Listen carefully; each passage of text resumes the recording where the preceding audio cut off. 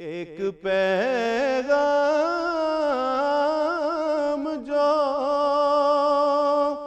ہر دل میں اجالا کر دے،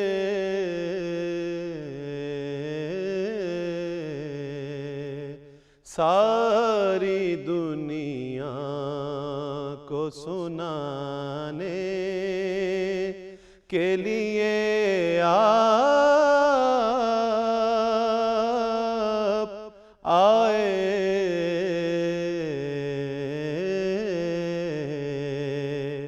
بسم اللہ الرحمن الرحیم۔ نبی کریم صلی اللہ علیہ وسلم جب مدینہ میں تشریف لائے اس وقت عرب میں کوئی حکومت نہیں تھی، ایک قبائلی سا نظام تھا، جبکہ اس کے برعکس اگر آپ دیکھیں تو قریب کے ملک ایران میں سلطنت تھی، حکومت اسٹیبلش تھی، اور روم میں بھی حکومت اسٹیبلش تھی، اور ساتھ کے یونان میں چھوٹی چھوٹی ریاستیں تھیں، ان کو سٹی اسٹیٹس کہتے ہیں، مدنی ریاستیں۔ عرب ایسا جاہلی معاشرہ تھا کہ یہاں کوئی ایک سٹرکچر حکومت کا نہیں تھا۔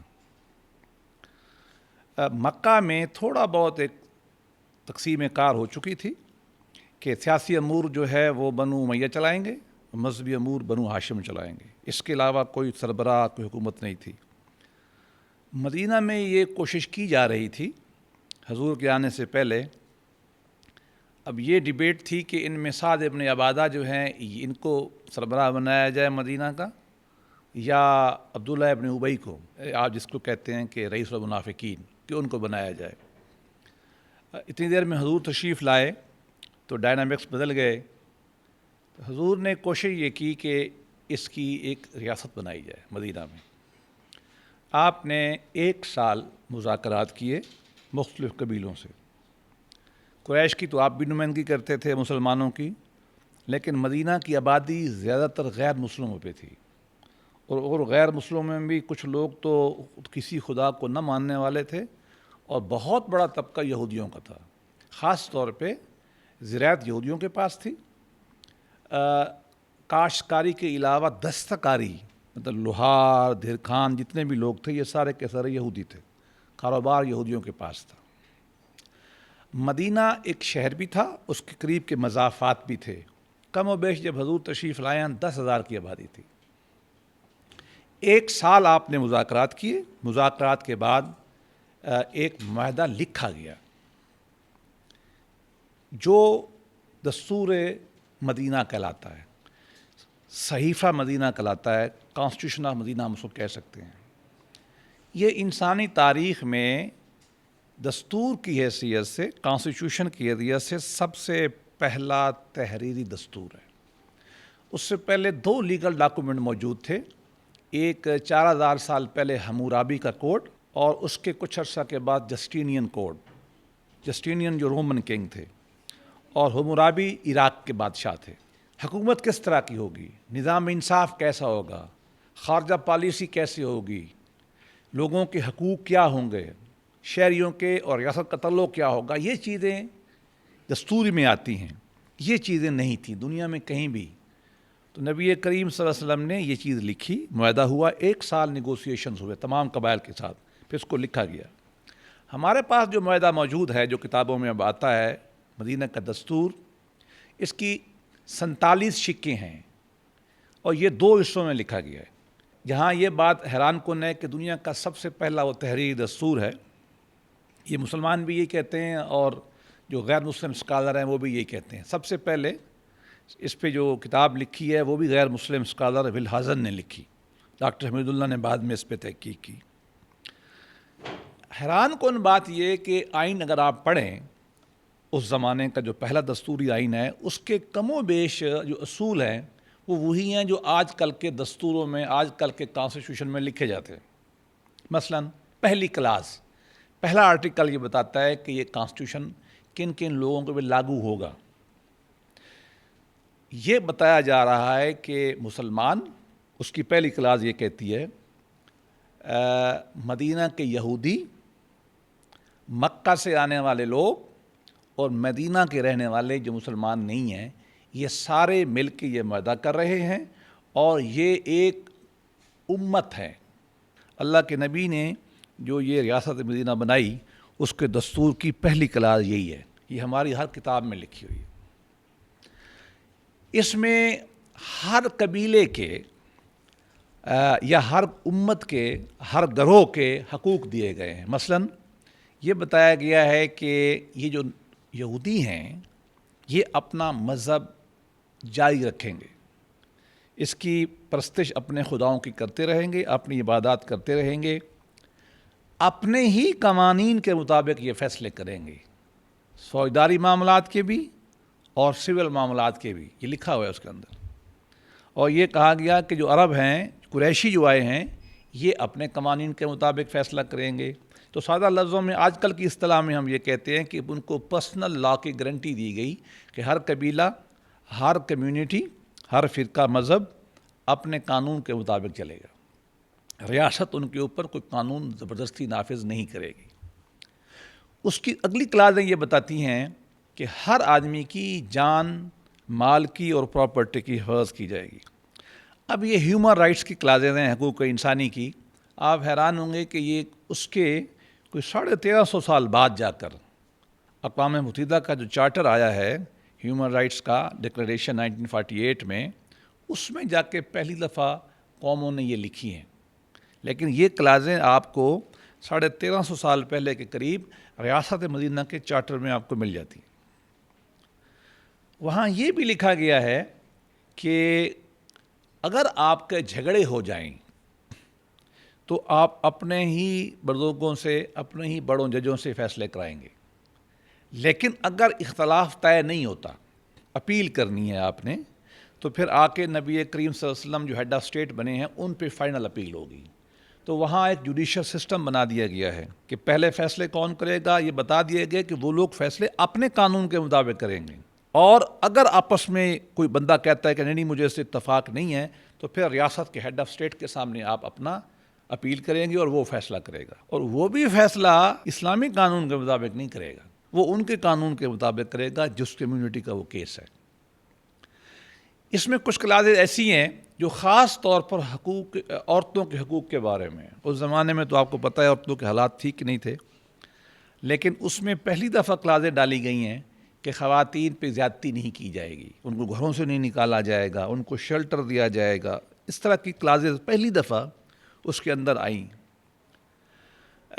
قتل اس زمانے میں بہت تھے. قتل کی سزا کیا ہوگی, اور خاص طور پر اگر انہیں صلح صفائی کرنی ہے, کمپنسیشن کرنی ہے, دیت دینی ہے, تو اس کی اصول اس میں بتائے گئے ہیں کہ لائف پروٹیکٹڈ ہے, اس کی حفاظت کرنے کے لیے آپ کو اپنے اپنے علاقے کے قوانین کے مطابق سزا و جزا کا عمل بنایا جائے. یہ ایشو اس میں ڈیفنس پالیسی بڑی ڈیٹیل سے ہے, لکھی ہوئی ہے اس آئین میں. ڈیفنس پالیسی کیا ہے کہ جب باہر سے حملہ ہوگا یہ سارے مل کے لڑیں گے. اگر باہر جا کے لڑنا پڑ گیا ہے, ڈیفنس کے علاوہ باہر آپ کو جانا پڑ گیا ہے, تو پھر کیسے جائیں گے, کون کتنا خرچہ دے گا. آپ کو معلوم ہے اس زمانے میں اسٹینڈنگ آرمیز تو ہوتی نہیں تھی, ایسے قبائل اپنی فوجیں اکٹھے کر کے لڑتے تھے. تو اس کے پرنسپل بتا دیے گئے ہیں کہ آپ نے کیسے ڈیفنس کرنا ہے. خارجہ پالیسی کے بارے میں وہاں اصول لکھے گئے ہیں. یہ بھی بڑی حیران کن بات ہے کہ اس زمانے میں یہ بتایا گیا ہے کہ کوئی ایک قبیلہ باہر جا کے معاہدہ نہیں کرے گا, یہ سارے مل کے کریں گے.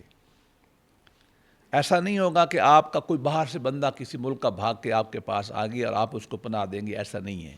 ایک آدمی یہ کام نہیں کر سکتا, یہ ریاست والے مل کے فیصلے یہ کریں گے. یہ ریاست کیسے فیصلے کرے گی؟ لوگ, نبی کریم صلی اللہ علیہ وسلم نبی بھی ہیں, سمجھدار بھی ہیں, لوگوں نے مان بھی لیا ہے ان کو. ہمارے تو نبی تھے, ان کے لیے تو نبی نہیں تھے, ان کے لیے تو بڑے تھے. یہ لکھا گیا ہے کہ یہ فیصلے نبی کریم بھی اور سارے لوگ آپس میں مشاورت سے کریں گے. جیسا آج کل ہم کہتے ہیں, مشاورت کی کئی شکلیں ہیں. وہاں یہاں تک بھی لکھا گیا ہے کہ مشاورت کیسے ہوگی. مشاورت یہ ہے کہ ہر علاقے قبیلے کے جو لوگ ہیں, ان کے بڑے نمائندے جو ہیں, وہ بیٹھ کے آپس میں بات چیت کریں گے, شورا کریں گے اور پھر فیصلہ کریں گے. ایسا نہیں ہے کہ بغیر کنٹرول کے کسی وجہ سے ایک ہی بندے کو آپ نے اختیار دے دی کہ جو چاہے فیصلہ کرے, ایسا نہیں. حتیٰ کہ نبی پاک صلی اللہ علیہ وسلم نے اپنے بارے میں یہی اس میں لکھا کہ میں بھی سب کے ساتھ مل کے فیصلے کروں گا, ان بڑوں کے ساتھ بیٹھ کے. میں اپنی مرضی آپ پہ ٹھونسوں گا نہیں. یہ ایسا نہیں ہے کہ میں مطلب اس کا ہیڈ آف اسٹیٹ بن گیا ہوں اور میں نے آپ کی جان مال میرے ہاتھ میں, ایسا نہیں ہے. اس میں یہاں تک لکھا گیا ہے کہ بعض اوقات پیدا ہو جاتا ہے مسئلہ، ایک قانون چھوٹا سا آپ کے سامنے آ گیا لیکن وہ کسی بڑے قانون سے لڑتا ہے، اگر ایک کام آپ کرنا چاہتے ہیں لیکن اس سے بڑا نقصان ہونے کا خطرہ ہے، وہاں یہ پروویژن لکھی گئی ہیں کہ ایسے معاملات میں جو عمومی انسانی حقوق ہیں ان کو دیکھا جائے گا اور کسی ایک آدمی کو زیادتی کرنے کی اجازت نہیں دی جائے گی۔ اس کی کچھ کلازز آرٹیکل یہ ہیں جو یہ بتاتے ہیں کہ معاشرے میں امن لانا، معاشرے میں انصاف لانا، معاشرے میں ایک دوسرے کی معاشی کفالت کرنا ہم سب کا عمومی فرض ہے۔ مراد یہ کہ اگر کسی ایک آدمی کی ہتک ہو گئی ہے، کوئی ایک آدمی قتل ہو گیا ہے، تو یہ نہیں ہے کہ وہ اپنے علاقے والے اس کو سنبھالتے رہیں گے، نہیں، یہ ریاست کا جو عمومی ماحول ہے یہ اس کو سنبھالے گا اور کسی کو کسی کے اوپر زیادتی نہیں کرنے دے گا، سارے ذمہ دار ہیں اس کے۔ حالانکہ قبائلی معاشروں میں ایسا نہیں ہوتا نا، وہ تو ہوتا کہ میں جانوں میرا خاندان جانے میرا قتل جانے، ایسا نہیں، سارے ذمہ دار ہیں۔ مراد یہ ہے کہ لوگوں کو قبائلی نظام سے اٹھا کر ایک ریاست کے نظام کی طرف لے آنا، جس کو آج کل ہم کہتے ہیں rule of law modern term میں، کہ قانون کی حکمرانی ہو گئی۔ جیسے قومی ریاستیں بنتی ہیں آج کل، وہاں آپ دیکھ لیں نا، ہمارے جیسے آئین میں لکھا ہوا ہے آرٹیکل 25 میں 4 میں ہر برابر ہیں۔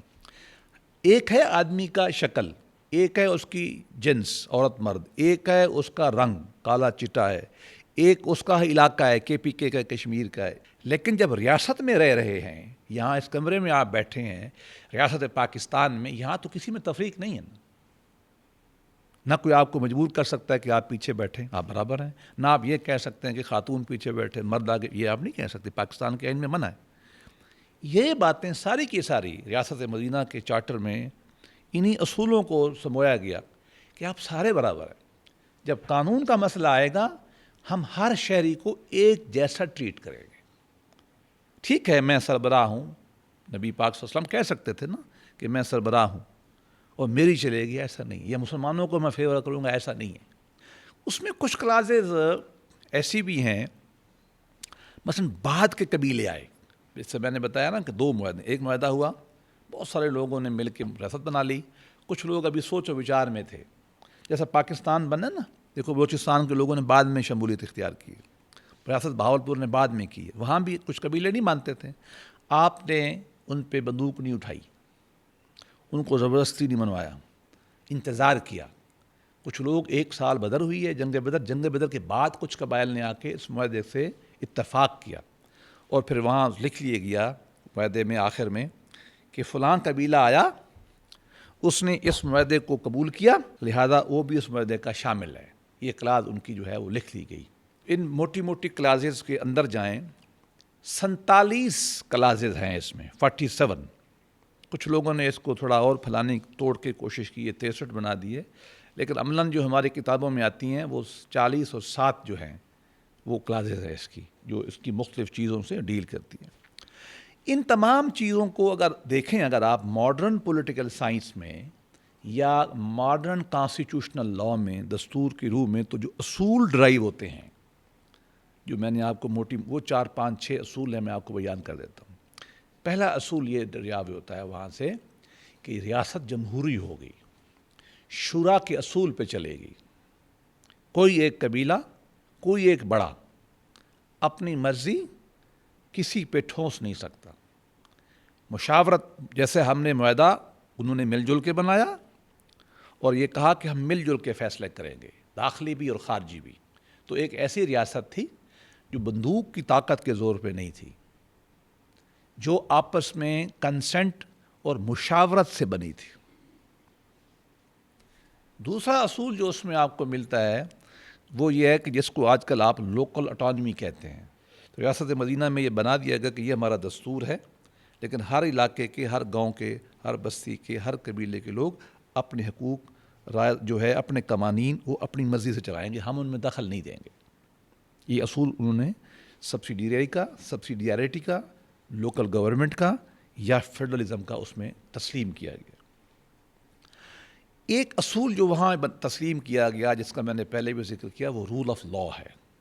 وہ یہ ہے کہ ہر چیز قانون کے مطابق ہوگی اور قانون بطور اندھے کے طور پہ کام کرے گا۔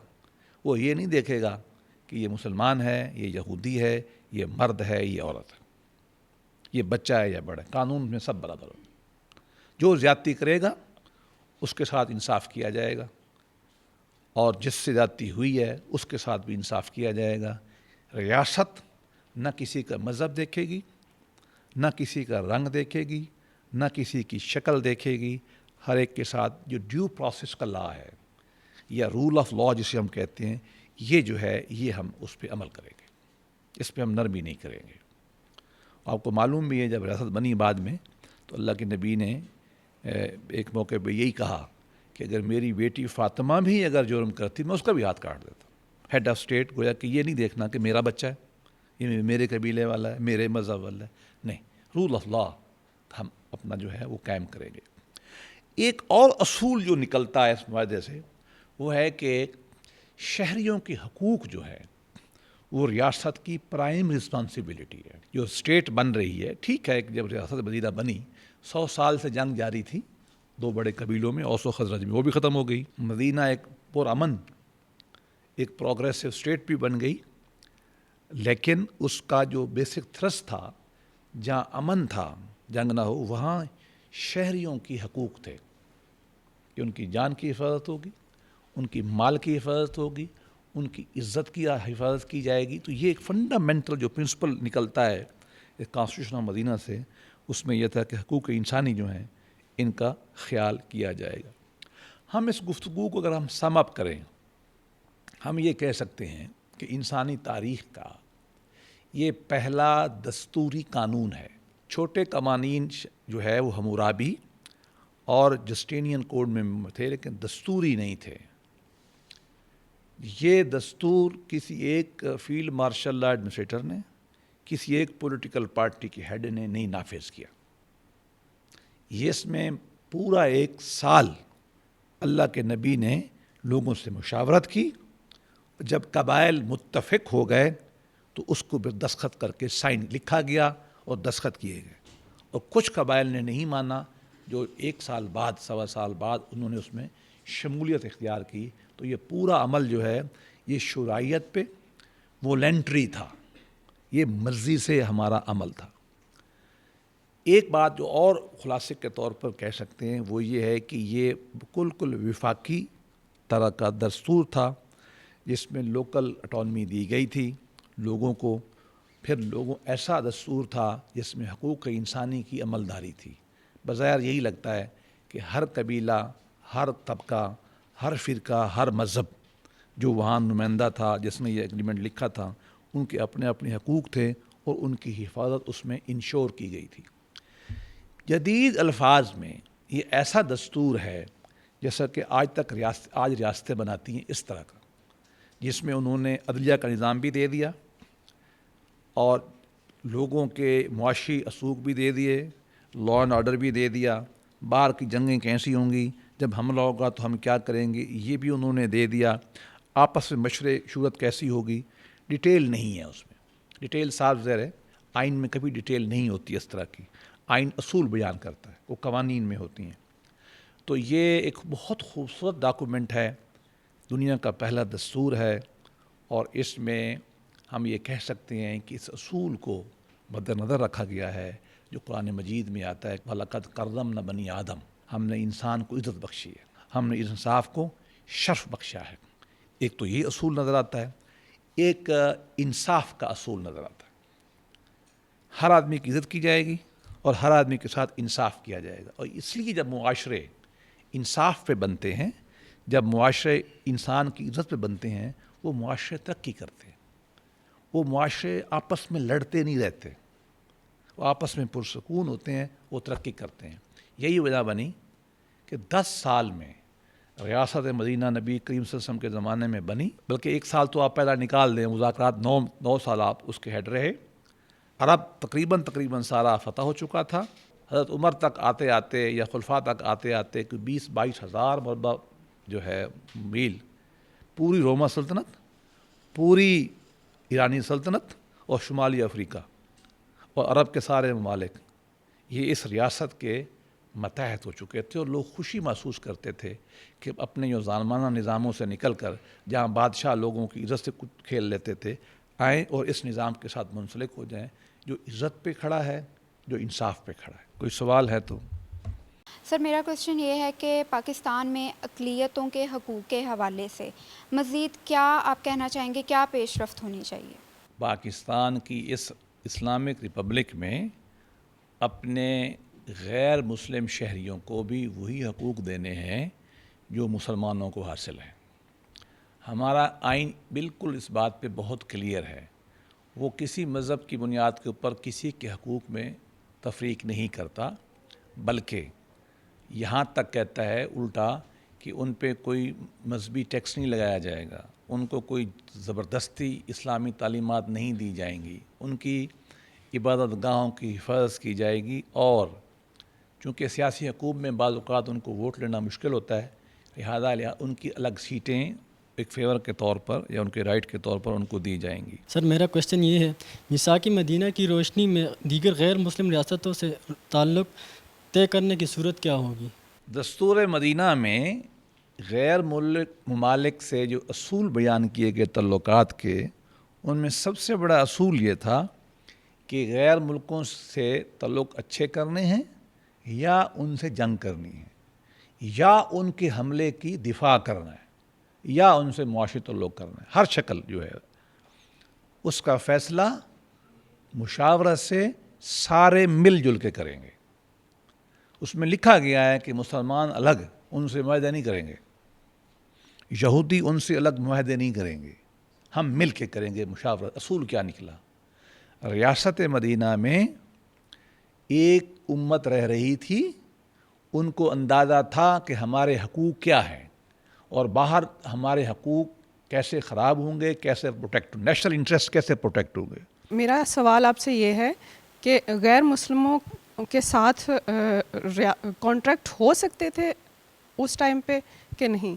آپ کا بہت اچھا سوال ہے کہ کیا ریاست مدینہ میں غیر مسلموں کے ساتھ معاہدے ہوئے تھے۔ اس سے جو بات سمجھ میں آتی ہے وہ یہ ہے کہ کیا ریاست مدینہ نے ایسی ریاستوں کے ساتھ معاہدے کیے تھے جو غیر مسلم تھیں؟ یقیناً کیے۔ اللہ کے نبی نے مکہ کی جو اس وقت چھوٹی ریاست تھی ان سے آپ نے تحریری معاہدہ کیا، وہ معاہدہ موجود ہے کتابوں میں، اور وہ کافر تھے، اور جب معاہدہ لکھا جانے لگا تو یہ کہا گیا کہ ہم یہ لکھتے ہیں کہ محمد رسول اللہ کی طرف سے ریپرزینٹ کر رہے ہیں وہ مدینہ کو، تو انہوں نے اس کا انکار کر دیا۔ انہوں نے کہا یہ ہم تو مانتے نہیں آپ کو، تو اللہ کے نبی نے اس پہ بھی لڑائی نہیں کی۔ تو آپ نے معاہدہ کیا، آپ نے بہت ساری ریاستوں کو اسٹیٹ کی حیثیت سے خطوط لکھے، ان کے جواب آئے، وہ بھی ایک معاہدے کی شکل ہوتی ہے۔ میں آپ کو خط لکھتا ہوں، آپ آگے سے جواب دیتے ہیں، اگر اس میں چیزیں کوئی طے ہو جائیں، یہ بھی معاہدہ ہوتا ہے۔ تو مسلمان ریاست نے، اللہ کے نبی کی ریاست نے ہر وہ کام کیا جس میں مدینہ کے شہریوں کی حفاظت تھی، مدینہ کے شہریوں کی عزت مال جان کی حفاظت تھی، ان کے امن میں ساتھ ملتا تھا، اور دنیا میں انصاف پھیلنے کا امکان تھا۔ میرا سوال یہ ہے کہ میثاق مدینہ کی روشنی میں جدید اسلامی ریاست میں غیر مسلموں کو حکومت کا حصہ دار بنانا درست ہے یا نہیں، اس کے بارے میں بتائیے گا۔ مدینہ کے ریاست میں جو یہودیوں کے ساتھ معاہدہ تھا کہ آپ کے قوانین کے مطابق انصاف کیا جائے گا، تو ان کے جج کیا وہ مسلمان تھے؟ وہ یہودی ہوں گے؟ عیسائی جو وہاں رہ رہے تھے ان کے جو ٹریڈ اپنے قانون کے مطابق وہ کرتے تھے، تو ان کے جو ٹریڈ کمشنر ہوں گے وہ کیا جو ہے مکہ سے آئے ہوں گے؟ وہی ہوں گے، عیسائی ہوں گے۔ آج ہم نے ریاست مدینہ میں دستور پہ جو بنا اس پہ بات کی، دستور مدینہ پر، اور آپ نے دیکھ لیا کہ وہ خالص شرعیت کے اوپر بنا ہوا اصول تھا جس میں انسان کے حقوق کی حفاظت کی جاتی تھی۔ ہم مشکور ہیں پی ٹی وی کے بھی، اسلامی اس یونیورسٹی کے بھی، اوپن یونیورسٹی کے بھی، اور خاص طور پہ آپ کے بھی۔ مجھے بڑی خوشی ہوئی کہ آپ لوگوں کے سارے سوال جو تھے وہ سیاسی کی بجائے حقوق کے اوپر تھے۔ یہی سوچ ہمیں لے کے چلنی ہے۔ ریاست مدینہ کے دستور نے ہمیں یہی بتایا ہے کہ انسان کے حقوق زیادہ اہم ہے ریاست کے سٹرکچر سے۔ ہم اہم ہیں، انسان اہم ہے۔ ریاستیں تو بنتی ٹوٹتی رہتی ہیں، ریاست بنتی کیوں ہے؟ شہریوں کے لیے بنتی ہے۔ تو آپ کے سوالات سن کے مجھے بڑی خوشی ہوئی. ہمیں امید ہے کہ یہ ڈیبیٹ جو ہے یہ ہمارے ملک میں چلے گی. ہمیں بھی عہد حاضر کی ریاستیں ایسی بنانی چاہیے. ہمیں پولیٹیکل پارٹیز، ہمارے سارے ادارے، ہمارے گھر سارے کے سارے ایک جمہوری اصول پہ چلیں، سارے مل جل کے گھروں میں فیصلے کریں. Thank you very much. ایک مدت سے بھٹکتے ہوئے انسانوں کو